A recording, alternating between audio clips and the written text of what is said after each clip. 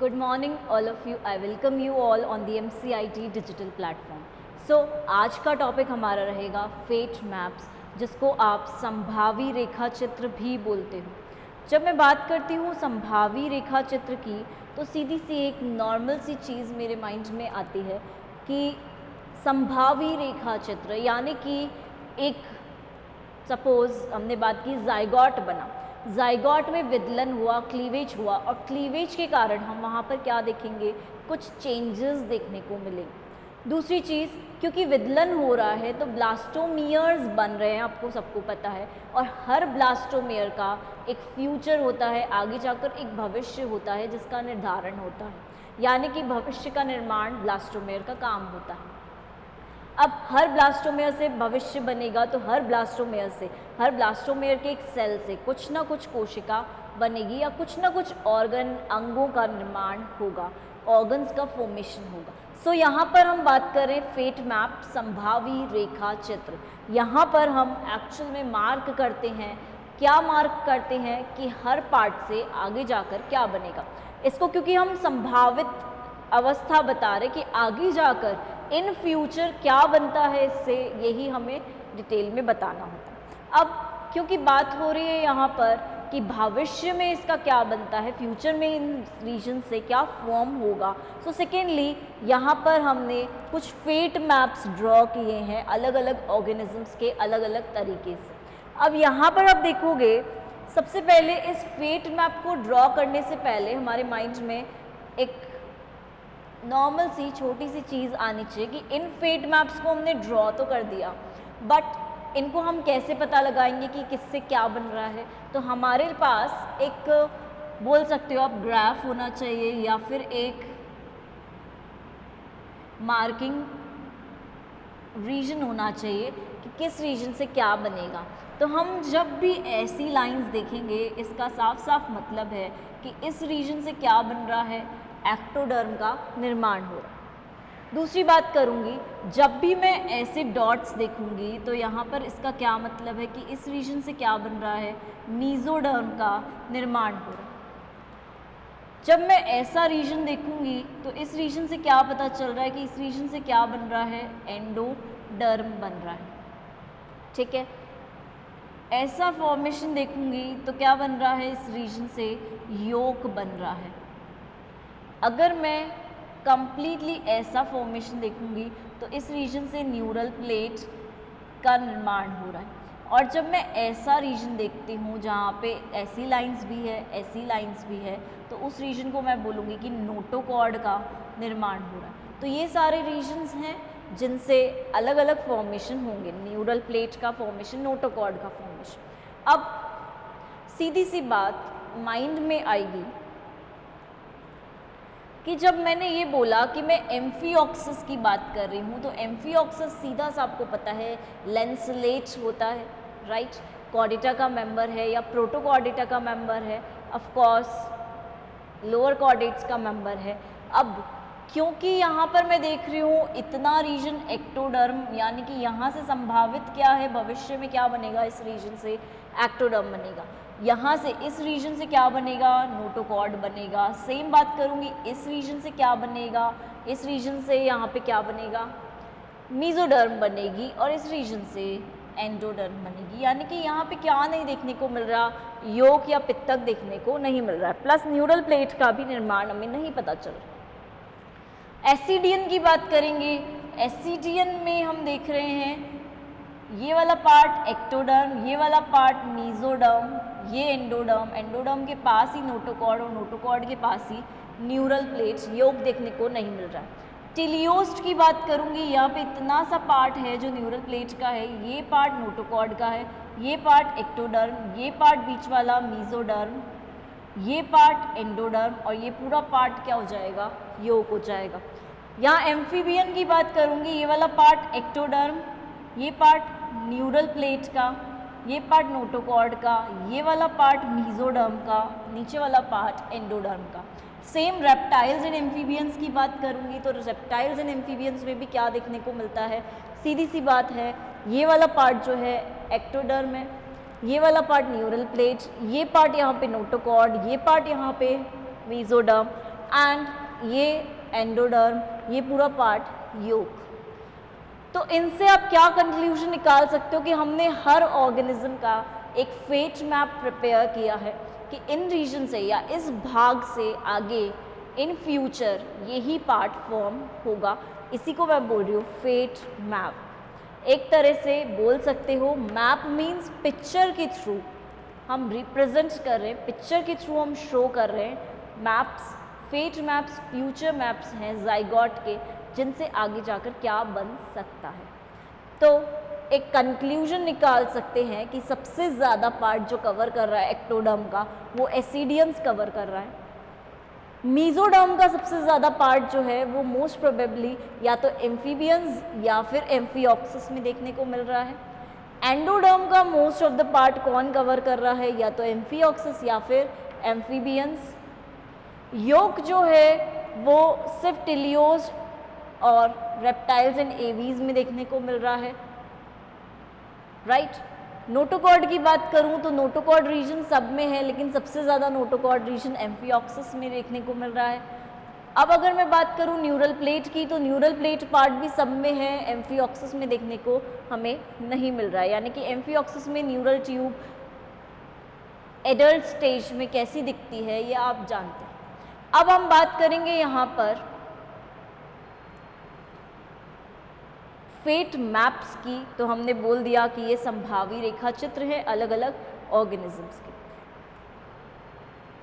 Gastrulation का ही part है fate map, gastrulation में ही हमें फेट मैप्स देखने को मिलते हैं। तो गैस्ट्रुलेशन में फेट मैप को आप सीधे से बोल सकते हैं ये भ्रूणीय चित्र हैं या एम्ब्रियोलॉजिकल पिक्चर्स हैं जो ये बताते हैं कि भ्रूण का कौन सा भाग आगे जाकर भविष्य में कौन सा अंग बनाएगा, यानी कि इन फ्यूचर इस एम्ब्रियो का कौन सा पार्ट आगे जाकर कौन से ऑर्गन को फॉर्म करेगा। अब जब भी भ्रूणीय चित्र या आप बोल सकते हो फेट मैप हम प्रिपेयर करते हैं, तो फेट मैप प्रिपेयर करने के लिए टेक्निक्स का यूज़ होता है। कुछ टेक्निक्स यूज़ में आती हैं, वो टेक्निक्स हम देखेंगे। ये टेक्निक्स हैं कुछ जो यूज़ में आती हैं फेट मैप को बनाने के लिए, ठीक बात है। फेट मैप को बनाने के लिए फर्स्ट टेक्निक है नेचुरल टेक्निक, सेकंड जो प्रोसेस है वो है आर्टिफिशियल प्रोसेस, थर्ड जो प्रोसेस है वो है हिस्टोकेमिकल प्रोसेस। इनके द्वारा हम फेट मैप को बना सकते हैं। अब अगर नेचुरली फेट मैप बन रहे हैं, नेचुरली मीन्स प्राकृतिक कंडीशंस में, प्रकृति में जैसे हैं वैसे के वैसे फेट मैप बन रहे हैं, तो उन्हें हम बोलेंगे नेचुरल मेथड है मार्किंग का, ठीक है। मार्किंग कैसे कर रहे हैं हम फेट मैप में, उसका नेचुरल मेथड प्राकृतिक तरीका होता है। क्या देखने को मिलता है हमें, कुछ जंतु हैं जो लोअर ऑर्गेनिजम्स हैं या आप बोल सकते हो लोअर कॉर्डेट्स हैं, एसिडियंस हैं, एनिलिड्स हैं, एम्फिऑक्सिस हैं, लोअर ऑर्गेनिजम्स इनवर्टिब्रेट्स आ गए या फिर लोअर कॉर्डेट्स, उनके अंदर हमें क्या देखने को मिलेगा कि नेचुरली कलर डिफरेंस देखने को मिलेगा एम्ब्रियो में। क्या कलर डिफरेंस देखने को मिलेगा, कुछ जगह लाइट होंगी, कुछ जगह डार्क होंगी, कुछ जगह ब्राउन कलर की होंगी, कुछ जगह येलो कलर की होंगी, यानी कि नेचुरल कलर आपको देखने को मिल रहा है। जब मैं लाइट कलर की बात करती हूँ तो सिंपल एक माइंड में आता है लाइट कलर है, दैट मीन्स ये कलर कहाँ पर प्रेजेंट है एक्चुअल में एम्ब्रियो में, ये भी हमें देखना ज़रूरी है। तो ये कलर हमें एम्ब्रियो में कहाँ मिल रहा है ये देखेंगे, तो अपर पार्ट जो होता है, ऊपरी गोलार्ध जो होता है, उस रीजन में हमें ये पार्ट देखने को मिलेगा। अब क्योंकि मैंने बोला अगर एम्ब्रियो ये है तो अपर पार्ट यही होगा, ऊपरी गोलार्ध यही होगा, और अपर पार्ट या ऊपरी गोलार्ध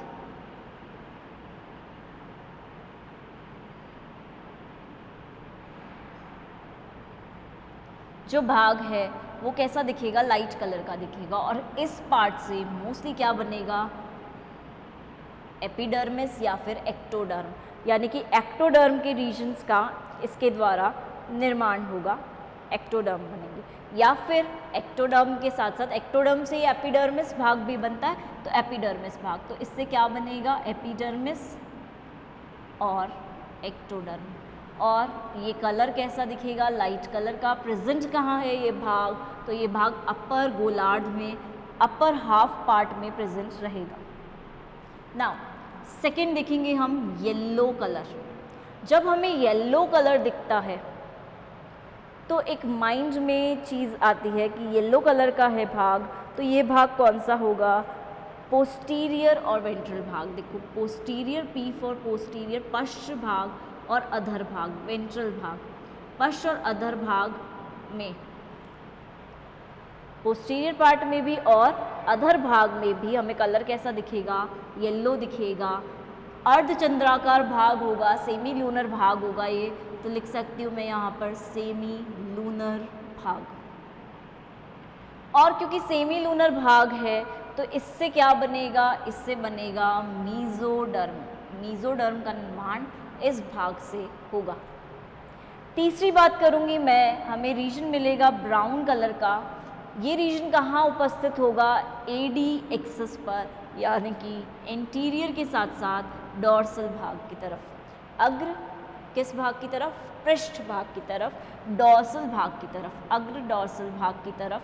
तो इससे क्या बनेगा, आगे जाकर नोटोकॉर्ड बनेगी और नोटोकॉर्ड के साथ साथ न्यूरल एक्टोडर्म, यानी कि न्यूरल प्लेट जो हैं वो इसी से बनेगी। न्यूरल एक्टोडर्म में देखो, एक्टोडर्म दो पार्ट्स में डिवाइड होती है, एक एपिडर्मल वाली और एक न्यूरल वाली। तो न्यूरल एक्टोडर्म की क्योंकि बात कर रही हूँ मैं, तो इससे आगे जाकर neural plate, neural tube, brain, ये वाले पार्ट्स का फॉर्मेशन। लास्ट पार्ट जो नेचर में दिखाई देता है हमें डार्क ब्राउन कलर का, ये हमें योक वाला रीजन है। यहाँ से योक का फॉर्मेशन होगा, निर्माण होगा। और इससे किससे होता है योक का निर्माण, एंडोडर्म से, यानी कि यहाँ से पहले एंडोडर्म बनेगी, एंडोडर्म बनने के बाद एंडोडर्म से ही योक बनेगा, पित्तक का निर्माण होगा। तो एक हमने बोला टेक्निक्स में पहला टेक्निक है नेचुरल टेक्निक, और नेचुरल टेक्निक में ही हमें डिफरेंसेस देखने को मिल रहे हैं। क्या डिफरेंसेस देखने को मिल रहे हैं ये आपको समझ में आ गया।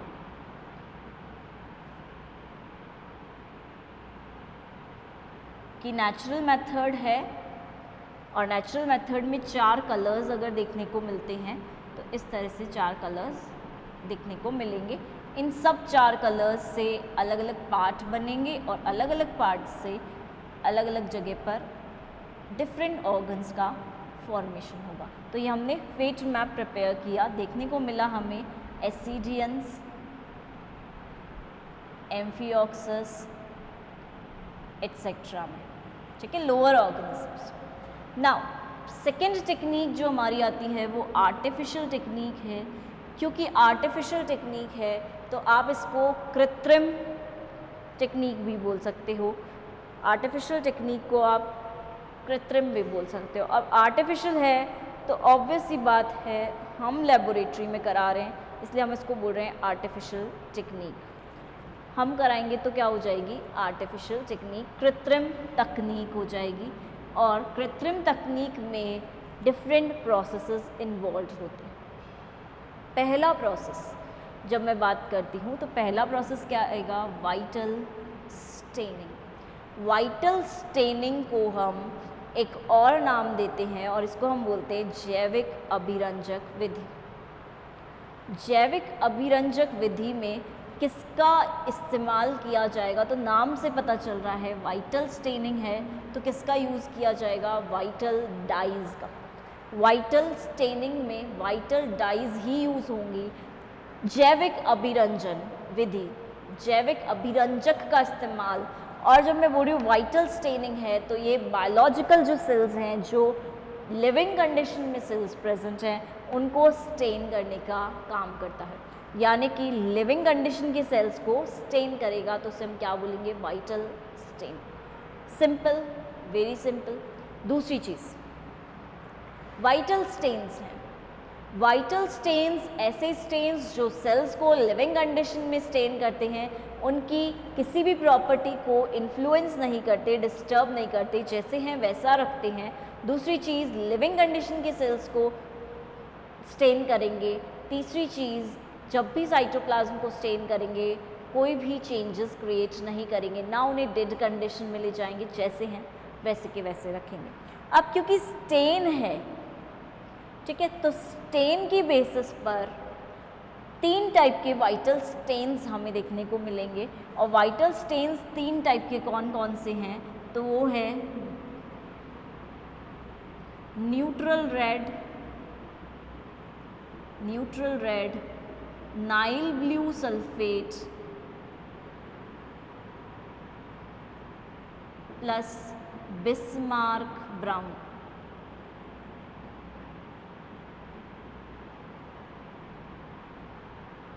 ठीक है, 3 टाइप के स्टेन्स हैं वाइटल स्टेनिंग मेथड में, न्यूट्रल रेड, बिस्मार्क ब्राउन और Nile blue sulphate. Nile blue sulphate नीले रंग का होगा, हमें पता है ब्लू कलर का होगा। न्यूट्रल रेड कलर का होगा। बिस्मार्क ब्राउन जो है वो किस कलर का होगा, ब्राउन कलर का होगा। अब वाइटल स्टेनिंग टेक्निक को सबसे पहले दिया किसने था, साइंटिस्ट का जो नाम था वो क्या था, वोगट साइंटिस्ट ने इस टेक्निक को दिया था। दूसरी चीज़, क्योंकि आप कई बार जब 1 मार्क्स के क्वेश्चंस होते हैं उसके अंदर ये पूछ लिया जाता है क्या होता है वाइटल स्टेन्स, वाइटल डाइज क्या होती हैं, तो एक्चुअल में इनका काम क्या होता है ये हमें पता है। ये कोशिकाओं में जो सेल्स हैं उसमें कोशिका द्रव्य उपस्थित होता है, सबको पता है साइटोप्लाज्म प्रेजेंट रहता है। साइटोप्लाज्म में बहुत लॉन्ग टाइम तक ये स्टेन्स रह सकते हैं, और लॉन्ग टाइम तक अगर ये स्टेन्स रहेंगे साइटोप्लाज्म में तो सिंपल सी बात है कि लॉन्ग टाइम तक अगर स्टेन वहाँ पर रह रहा है, बहुत लंबे समय तक अगर स्टेन रह रहा है तो वो डेवलपमेंट के बाद ऑर्गेनिज्म में भी दिखेगा। लाइकवाइज अगर फॉर एग्जांपल मैं ये कह रही हूँ मैंने एक एम्ब्रियो में इस पार्ट को रेड कलर दिया, भाई मार्किंग कैसे हो रही है ये पता चल रहा है, इस पार्ट को मैंने दिया रेड कलर, डेवलपमेंट के बाद रेड कलर मीन्स बोल सकते हो न्यूट्रल रेड दिया, डाई दिए, ठीक है।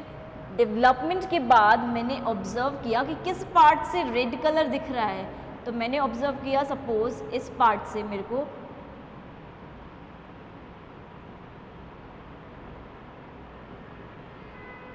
एक्टोडर्म बन रही थी और एक्टोडर्म में मुझे रेड पार्ट दिख रहा है, रेड कलर दिख रहा है डेवलपमेंट के बाद।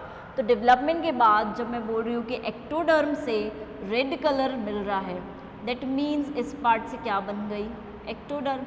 ऐसे हर पार्ट को या तो अलग अलग डाइज के थ्रू या फिर ऐसे अलग अलग कलर की डाइज, ये येलो डाई दे दी, ये हमने ब्लू डाई दे दी, इसको हमने दे दिया ब्राउन डाई, तो ऐसे हमने अलग अलग डाइज देकर मार्क किया रीजन को कि इस रीजन को हमने ये डाई दी।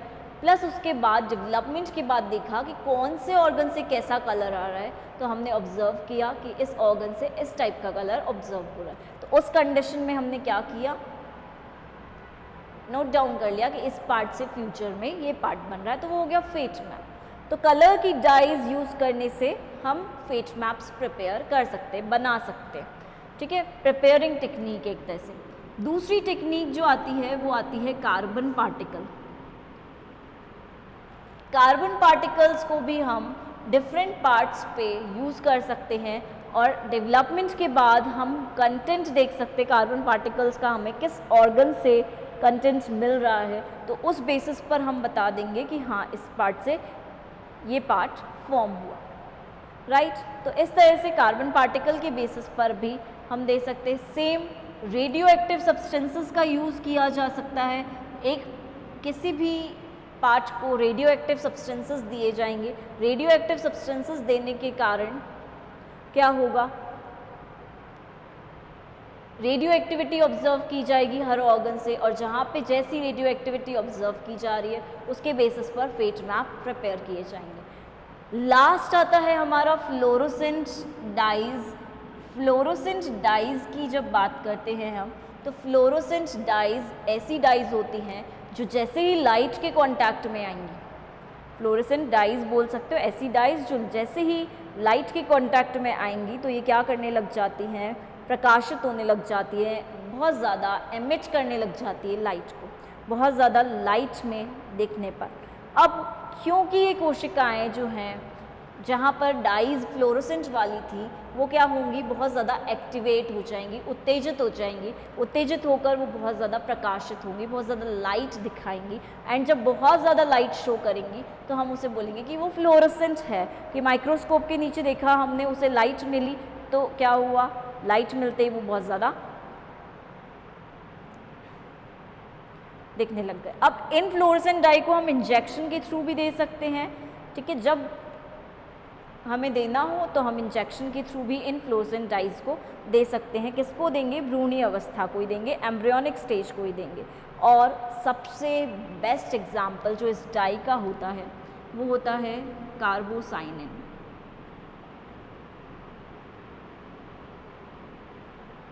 ठीक है, बेस्ट एग्जाम्पल है कार्बोसाइनिन फ्लोरोसेंट डाई का। अब मेन बात कि ये dyes, carbon particles, vital stains, fluorescent dyes और रेडियो एक्टिव सब्सटेंसेस हमें देने कब हैं, तो जब भ्रूण का, एम्ब्रियो का डेवलपमेंट हो रहा है उस टाइम पे हमें इन पदार्थों को देना है, इन पार्टिकल्स को देना है, ताकि जब डेवलपमेंट कंप्लीट हो जाए तो हमने जो पार्टिकल दिया है उसको हम ऑब्जर्व कर सकें कि कहाँ तक हमने दिया, किस रीजन तक ये पहुँचा है। अब लास्ट आता है हिस्टोकेमिकल एंड साइटोलॉजिकल मेथड है जिससे हम फेट मैप बना सकते हैं। तो लास्ट है हिस्टोकेमिकल एंड साइटोलॉजिकल। नाम से पता चल रहा है हिस्टोकेमिकल। हिस्टोलॉजिकल जो है चीज़, ये हम टिश्यूज़ के लिए यूज़ करते हैं, टिश्यूज़ के पर्पस के लिए यूज़ किया जाता है। और केमिकल की अगर बात कर रही हूँ तो केमिकल रासायनिक पर्पस के लिए यूज़ किया जाता है। यानी कि टिश्यूज़ के लिए केमिकल्स या फिर साइटोलॉजिकल, सेल्स में जो केमिकल्स यूज़ होते हैं या बॉडी के अंदर ही हमारे जो केमिकल्स यूज़ होते हैं उनकी बात करेंगे। तो इनको अगर हम दें तो भी हम फेट मैप्स बना सकते हैं। कई बार जेनेटिक फेट मैपिंग भी बनाई जाती है। जेनेटिक मीन्स इनसे कौन से जीन्स बन रहे हैं, जेनेटिक्स के बेसिस पर भी फेट मैपिंग बनाई जाती है। तो जेनेटिक फेट मैपिंग भी होती है। ठीक है, अब जब मैं इसकी बात कर रही हूँ तो ये केमिकल्स की बात करूँगी और ऐसे केमिकल्स जो हमारी बॉडी में ऑलरेडी प्रेजेंट होते हैं उन केमिकल्स की बात करेंगे। उत्तकों में जो ऑलरेडी केमिकल होते हैं, सेल्स में जो ऑलरेडी केमिकल होते हैं उनकी बात करेंगे। तो यहाँ पर हम ले सकते हैं ग्लाइकोजन की हेल्प, ठीक है, हम ले सकते हैं मेलानिन की हेल्प। इनकी वजह से इनका हम क्या देख सकते हैं, मात्रा देख सकते हैं कि इनमें कितनी मात्रा है। ठीक है, किसी अंग में, किसी ऑर्गन में हमें मेलानिन की जो कंटेंट है वो बहुत ज़्यादा मिलेगा तो हम पहचान सकते हैं कि ये कौन सा ऑर्गन है। ग्लाइकोजन का कंटेंट किसी ऑर्गन में हमें ज़्यादा मिलेगा, जैसे हमें पता है लिवर में ग्लाइकोजन कंटेंट, मसल्स में ग्लाइकोजन बहुत ज़्यादा होता है, हमें मिला वहाँ से, यानी कि ये पार्ट से ये बना और ग्लाइकोजन इसमें मात्रा ज़्यादा है, ग्लाइकोजन की मात्रा वहाँ ज़्यादा जा रही है, यानी कि ये लिवर है या मसल्स हैं। तो इस तरह से हम पहचान सकते हैं कि बॉडी के अंदर ही जो केमिकल हैं उनकी सहायता से भी हम फेट मैप्स को बना सकते हैं। तो सीधी सी बात है, फेट मैपिंग बनाने के 3 तरीके हो सकते हैं। एक नेचुरली हम जैसा देख रहे हैं वैसा हमने मार्क कर दिया, नेचुरल फेट मैप्स के तरीके से बन सकते हैं। आर्टिफिशियल तरीके से फेट मैप्स हम प्रिपेयर कर सकते हैं। एंड थर्ड है हिस्टोकेमिकल तरीके से हम फेट मैप को प्रिपेयर कर सकते हैं। अब इम्पॉर्टेंट बात, क्योंकि हमने बोला फेट मैप प्रोसेस क्या होता है हमने पढ़ लिया, बट फेट मैप प्रोसेस का कोई सिग्निफिकेंस भी होता होगा, कुछ ना कुछ इसका सिग्निफिकेंस भी चलता होगा। तो इसका क्या सिग्निफिकेंस रहेगा ये भी हमारे लिए इम्पॉर्टेंट है। तो फर्स्टली सबसे पहले बात करेंगे हम फेट मैप का सिग्निफिकेंस क्या रहेगा।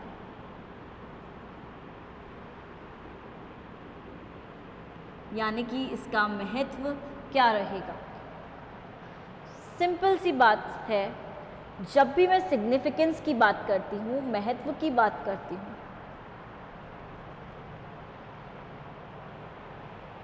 तो महत्व में हम एक इम्पॉर्टेंट चीज़ देखते हैं कि हमने सब कुछ मार्क किया है, ठीक है। तो इस मार्किंग के टाइम पे इसका क्या महत्व है? पहली बात, हमें हर ऑर्गन से या हर पार्ट से ये पता चल जाता है कि इसका फ्यूचर में जाके क्या फॉर्म होगा, फ्यूचर में जाके ये कौन सा अंग बनाएगा, किस ऑर्गन का फॉर्मेशन करेगा, ये हमें पता चल जाता है, ठीक है। दूसरी चीज़, फ्यूचर का तो पता चल गया हमें कि फ्यूचर में जाके क्या बनेगा, बट सेकंड इम्पॉर्टेंट थिंग कि अगर कहीं पे भी किसी भी जगह पर कोई भी डिजीज़ होगा तो उस फेट मैप को बनाते समय हमें उस डिज़ीज़ के बारे में भी इंफॉर्मेशन मिल जाएगी कि ये पार्ट मेल नरिश्ड है, ये पार्ट प्रॉपरली नहीं बना है, प्रॉपर फॉर्मेशन नहीं है, ये पार्ट में डिज़ीज़ प्रेजेंट है। तो इन सब चीज़ों के बारे में भी हमें इंफॉर्मेशन मिल जाती है। तो हम डिजीज़ की इंफॉर्मेशन ले सकते हैं फेट मैप से।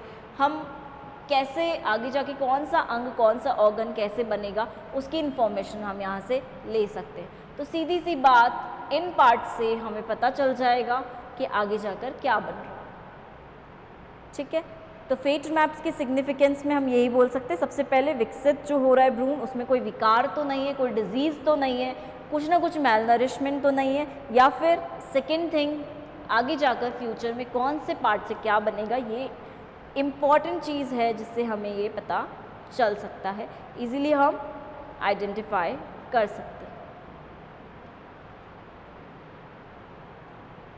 ऑल राइट, आप लोग स्क्रीनशॉट ले लीजिए इसका and thank you. Fate maps topic हमारा यहाँ पे फिनिश होता है।